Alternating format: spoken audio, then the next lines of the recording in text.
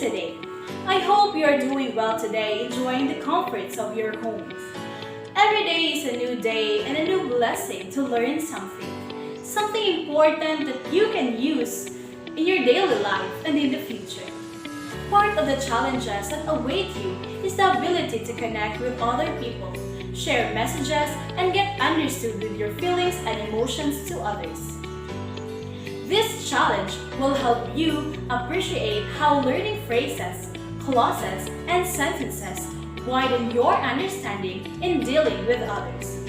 Phrases, clauses, and sentences are the most important structural units of language. They provide structure and meaning to almost all the languages. The phrases and the clauses provide a sense to a sentence. A complete understanding of the structural parameters is crucial to the understanding of the meaning of sentences. As you go through this lesson, you will learn the importance of appreciating and appropriate and meaningful use of phrases, clauses, and sentences for you to become a person who can share his or her ideas clearly and express emotions to the people around you. I am Teacher Rochele, and today we will tackle another topic entitled Phrases, Clauses, and Sentences. For today's discussion, we have this learning competency: use phrases, clauses, and sentences appropriately and meaningfully. These are our learning objectives. At the end of the module, you should be able to identify correctly phrases, clauses, and sentences. Use phrases, clauses, and sentences appropriately and meaningfully. Appreciate the structure of phrases, clauses, and sentences, and display self-independence in accomplishing tasks and exercises on phrases, clauses, and sentences. But before that, let's have this activity first. Identify the underlined group of words in each number. Guess whether it is a phrase or a clause.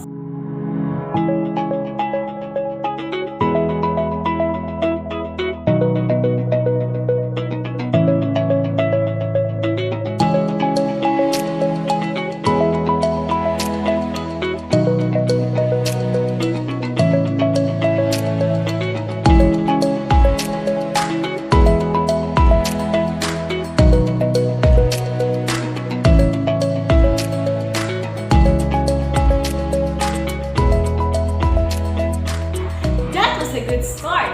Keep going. You will get to know more as you go on with this lesson. Phrases and clauses are parts of a sentence. Let's examine each. Phrase. A phrase is a group of words that does not consist of a subject and or a verb, just like these examples below. On a table, on the roof, the little girl, under the tree, after lunch, went to the park, near the wall, at the door, our heavy chair. So those are examples of phrases. Next is clause. A clause is a group of words that consist of a subject and a verb. Look at these examples. He laughed. The guests arrived. So the subject is italicized while the verb is underlined. So for the first example, he is our subject and laughed is the verb. So for the second example, the guests or the guest is the subject and arrived is the verb. So both the clause and the phrase may exist within a sentence. So for an instance, look at this example 1. He is sleeping on the bed. The first part of the sentence, he is sleeping, is a clause because it has a subject and a verb. On the other hand, the remaining part of the sentence, on the bed, is a phrase because it lacks both the subject and the verb. Another example. Look at this example number 2. The principal smiled at me. Is the first part of the sentence, the principal smiled, a clause? Yes, it is a clause because it has a subject, the principal, and the verb, smiled. Can a clause stand alone? It can stand alone as a complete sentence because it gives a complete meaning. For an instance, in the example, the clause, he is sleeping, can stand alone as a sentence as it gives a complete meaning to the reader.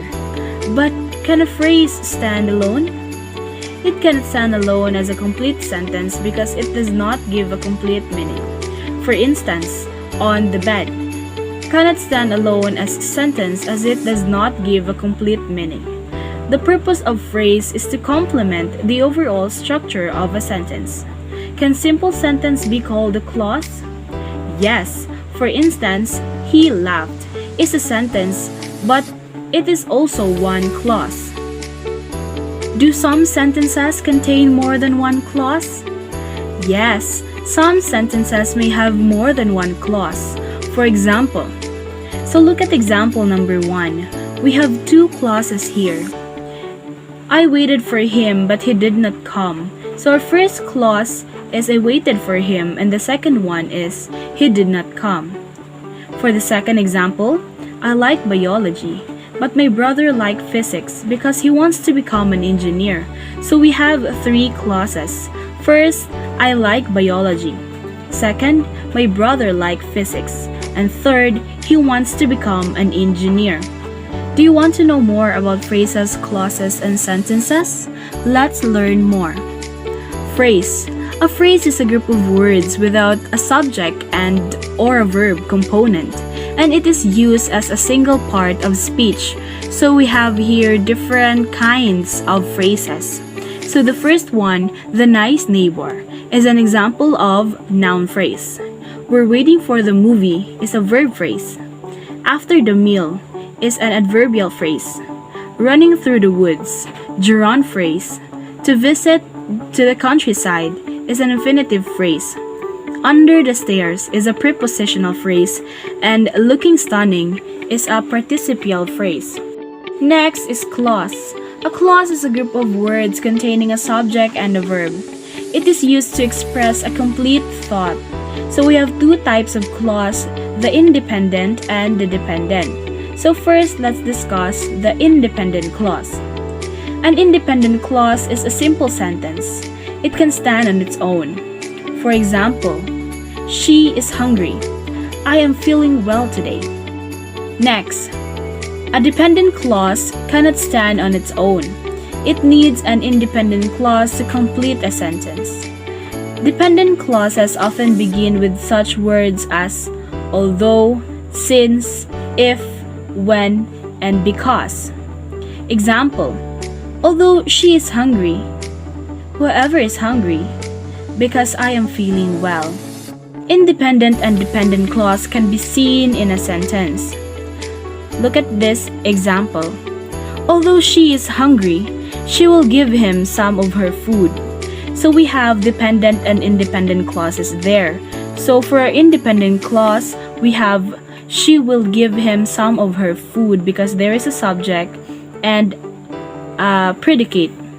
So for dependent, which complements to the independent clause, we have although she is hungry, and we can determine that it is a dependent clause because it starts with the word although. Now for the second sentence, whatever they decide, I will agree to.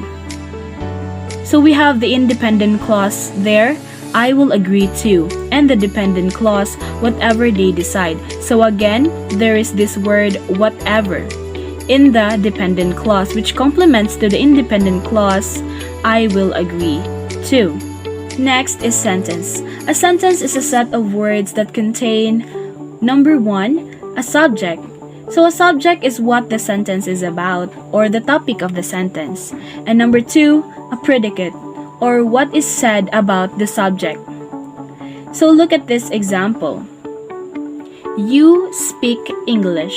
So we have the subject there, you. We have the verb speak and the predicate, speak English. So this is an example of a very short sentence. Of course, a sentence can be longer and more complicated, but basically, there is always a subject and a predicate. Look at this longer example. Ram and Tara speak English when they are working. So we have a subject, Ram and Tara. So we have the verb speak and the entire predicate, speak English when they are working. Note that the predicate always contains a verb. Sometimes, in fact, the predicate is only a verb. So for example, smoke rises. So even though we only have two words here, but this is a complete sentence. So we have smoke as our subject and rises as our verb and as well as our predicate. Note that a sentence expresses a complete thought. Here are some examples of complete and incomplete thoughts. So the first example, he opened the door. Does it state a complete thought? Yes, and it is also a complete sentence because we have the subject, he, the verb opened, and the predicate opened the door. The second one, come in please. Yes, it is also a sentence because it is an imperative sentence, which means that the subject is always referred to you. The third one, do you like coffee? Yes, it states a complete thought and it is also a sentence. How about the fourth one? People who work hard. Does it state a complete thought? No. How about the last one? A fast-moving animal with big ears. Again, it does not state a complete thought, so the same with example number 4 and number 5, they are not stating a complete thought, which means that they are not examples of sentences. We have here another kind of a sentence, which is called a complex sentence. So a complex sentence is a sentence that contains an independent clause and one or more dependent clauses. So here's example number 1. Because my coffee was too cold, I heated it in the microwave. So we have the dependent clause here, because my coffee was too cold, which complements to the independent clause, I heated it in the oven. So another example, although he was wealthy, he was still unhappy. So we have the independent clause, he was still happy, and the dependent clause, although he was wealthy. It could also be written as this way, he was still unhappy although he was wealthy. So the same that we have the independent clause, he was still unhappy, and the dependent clause, although he was wealthy. Next is compound sentences. So this is a kind of sentence which consists of two or more independent clauses joined with a comma and coordinating conjunction, also known as the fanboys, which is an abbreviation for the conjunctions for, and, nor, but, or, yet, and so. Here are the examples. Example number 1. I really need to go to work, but I am too sick to drive. So we are using the conjunction but, and we have two independent clauses. I really need to go to work and I am too sick to drive. So since our independent clauses contradict with each other, we are using the conjunction but. Example number 2. I am counting my calories, yet I really want dessert. So we have the two independent clauses here. I am counting my calories, I really want dessert. And here we are using the conjunction yet.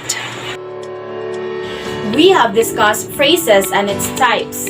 Noun phrase, verb phrase, adverbial phrase, gerund phrase, infinitive phrase, prepositional phrase, and participial phrase.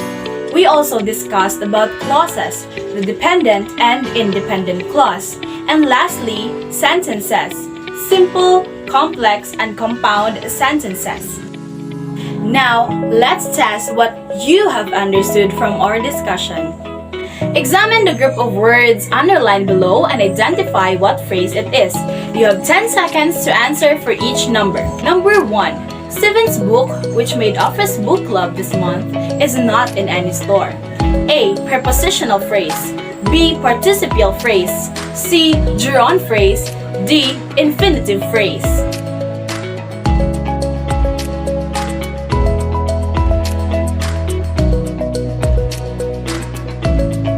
If your answer is A. Prepositional phrase, then you're correct.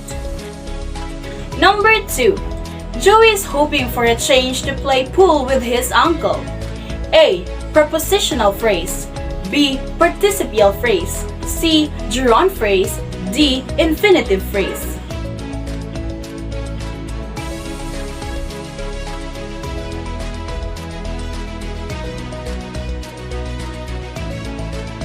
The answer is D. Infinitive phrase. Number 3. While preparing for the speech, Joey couldn't help but worry about his entrance. A. Prepositional phrase. B. Participial phrase. C. Gerund phrase. D. Infinitive phrase.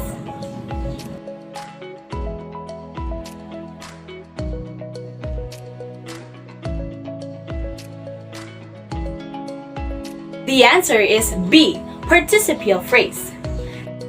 Number 4. After the banquet, The cooks will take a well-deserved break. A. Adverbial phrase. B. Participial phrase. C. Gerund phrase. D. Infinitive phrase.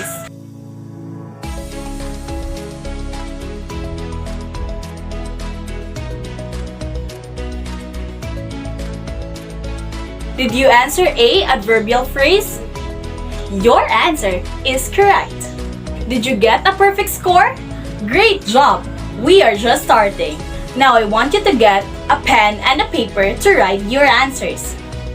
For this activity, you will identify the dependent and independent clause. You have 15 seconds to answer. Go!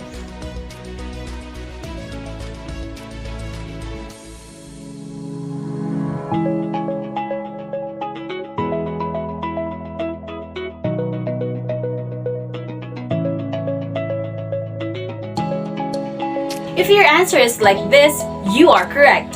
The dependent clause is but not without syrup, and the independent clause is pancakes are delicious. What an amazing progress you have! Now look at the words below the box and distinguish whether it is a phrase, clause, or a sentence. You have 20 seconds to answer.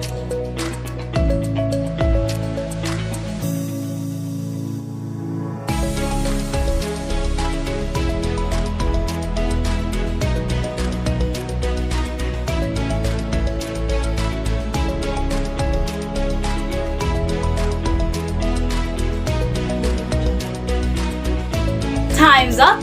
Are you ready to reveal the answers? For phrase, in a heated manner, and the presentation of the new product. For clause, leave soon. And for sentence, please all rise. Hold your pens and get your papers ready. For this last activity, you have 30 seconds to fill in the blanks with appropriate words to complete the sentence. Your timer starts now.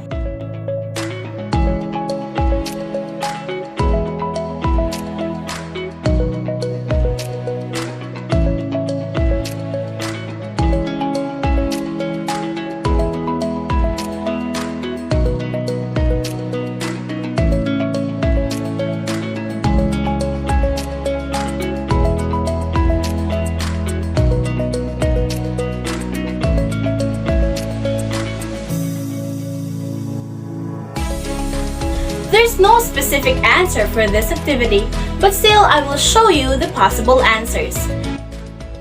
Number 1, blank, who gave me a beautiful necklace? You can answer, it was my mother. Number 2, when it rained so hard, blank. You can answer, I can't go to school.